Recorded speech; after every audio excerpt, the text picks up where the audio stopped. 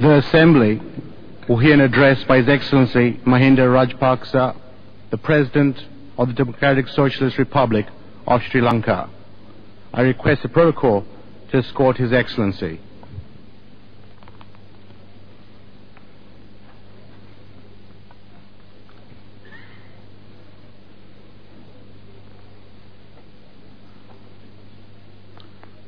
On behalf of the General Assembly, I have the honor to welcome the United Nations His Excellency Mahinda Rajapaksa, the President of the Democratic Socialist Republic of Sri Lanka, and to invite him to address the Assembly.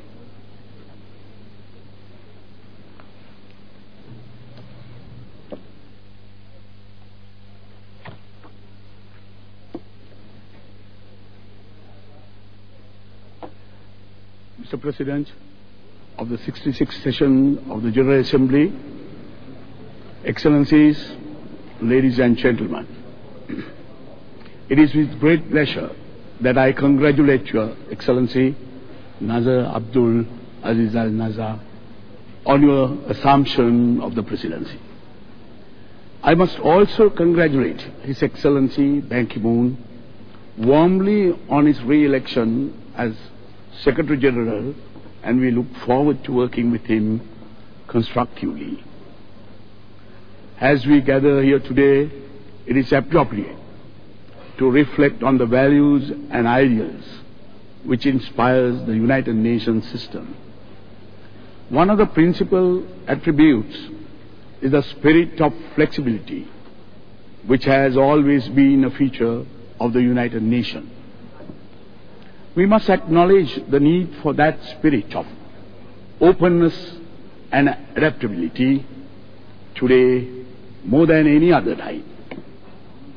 This is because the foundations of the world order are being transformed dramatically and fundamentally. At the heart of these changes is the need to protect smaller countries in the developing world and to advance their interest vigorously.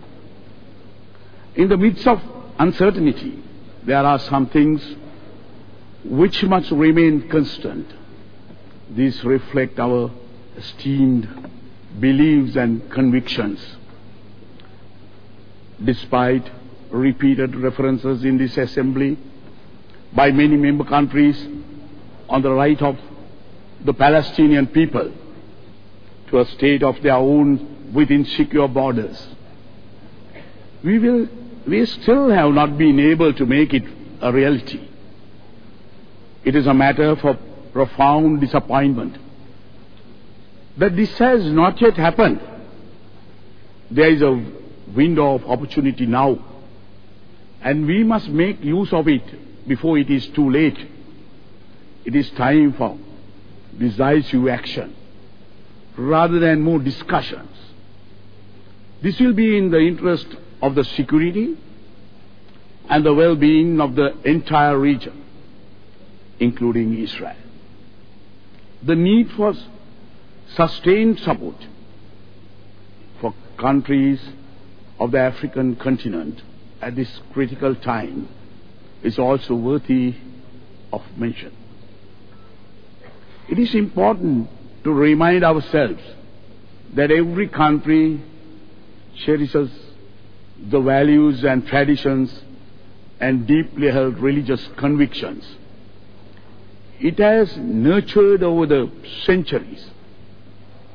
These cannot be diluted or distorted under the guise of human rights by the imposition of attitudes or approaches which are characteristics of alien cultures.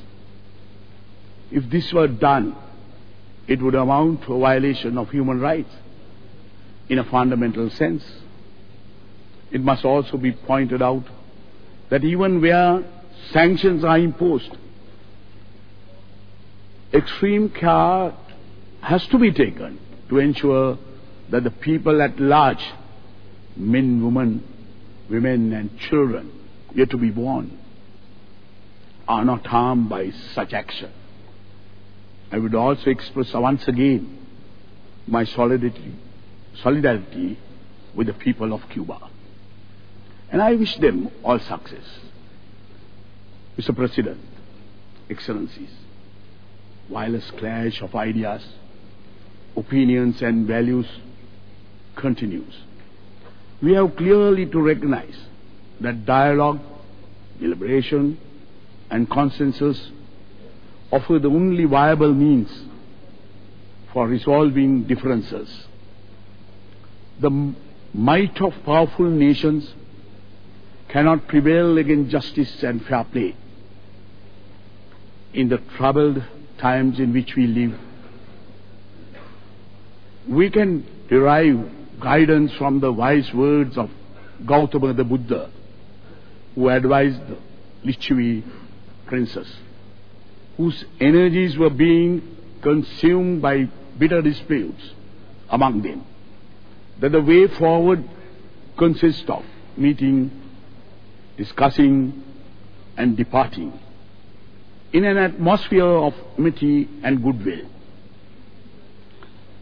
This represents the essential spirit of United Nations, particularly relevant today.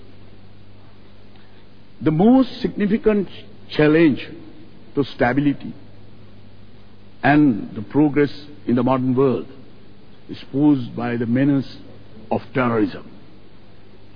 Recent experience the world over amply demonstrates that the inconsistent standards and discriminating approaches can unintentionally give a fresh lease of life to the forces of terror.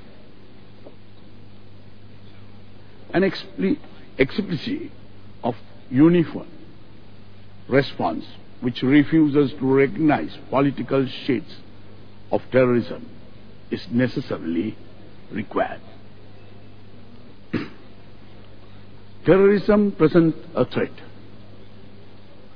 from which not even the wealthiest and most powerful nations are immune. It must be remembered as well that terrorist groups frequently operate under the guise of front organizations, conferring legitimacy on these has been inevitable effect of providing comfort and encouragement to the merchants of terror.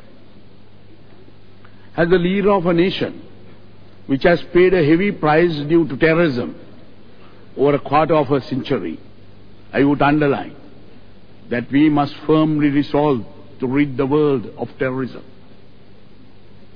We need to have solid practical action on the ground and send out our collective message on this issue loud and clear universally. Mr. President, Excellencies, the interests of the developing world need to be protected. In another significant respect, it is vitally important to insist that the structures and procedures of multilateral organizations are uniform and consistent and devoid of discrimination. My country has reasons for concern with approaches tended by an unacceptable degree of selectivity, which we have brought to the notice of the organizations in question in the recent weeks. The developing world must keep vigil against these irregular modalities, which should be resisted through our collective strength.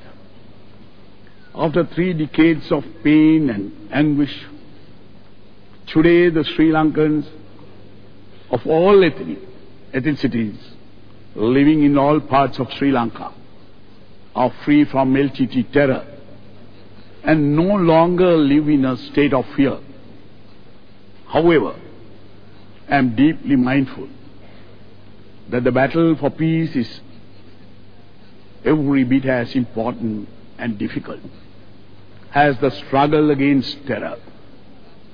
After the eradication of terrorism, my government has turned its undivided attention to building anew the foundation of a unified and vibrant nation and drawing upon the inherent strength of our country, and in particular the unique caliber of our human potential.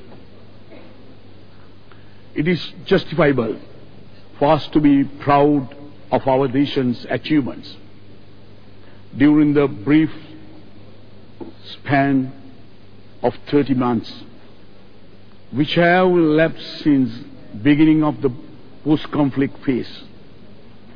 The resettlement of more than 95% of internally displaced persons, who constitute the largest number of civilians forcibly held by a terrorist group at any time, while continuing even today to clear the mines led by terrorists in extensive areas, is a proud achievement.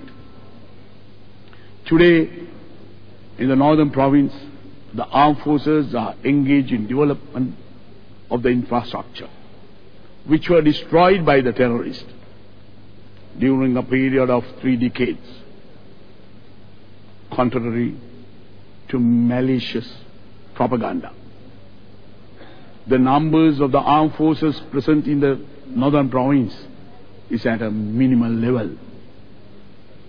Revival of the economy has enhanced incomes and improved livelihoods. Ex-combatants and other cadres, after exposure to programs of vocational training and counseling, have been reintegrated into society.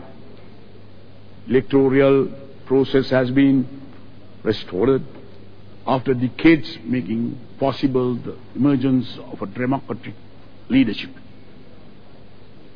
These are among our valued accomplishments. The remarkable growth of 22% of the economy of the northern province is a clear indication of the success achieved by the government's initiatives with regard to development in that part of the country. The GDP growth of the country has been consistent at 8%. Unemployment at a record low of 4.5%. And it is also worthy of mention that in the assessment by the World Economic Forum in Global Competitiveness report for the 2011 to 2012, Sri Lanka shows dramatic improvement, moving up to 52nd from the 79th rank over a span of 2 years. It is worthy of note that all these developments have taken place within the brief space of 30 months, an achievement all the more significant because of our strong emphasis on reconciliation. Important as economic development is, we have attached the highest priority for fostering the spirit of inclusivity and removing any remnants of bitterness from the hearts and minds of all our people. Over the last 30 months, we have recruited 669 Tamil police officers, bringing the total number of Tamil officers to 1,143, while plans are afoot to recruit more this year and in future. After more than 2 decades, a census is being conducted in the northern province as a part of the national census to provide a firm basis for our initiatives. As a result of these achievements, what we see in Sri Lanka today is a self-reliant nation with robust hope for the future.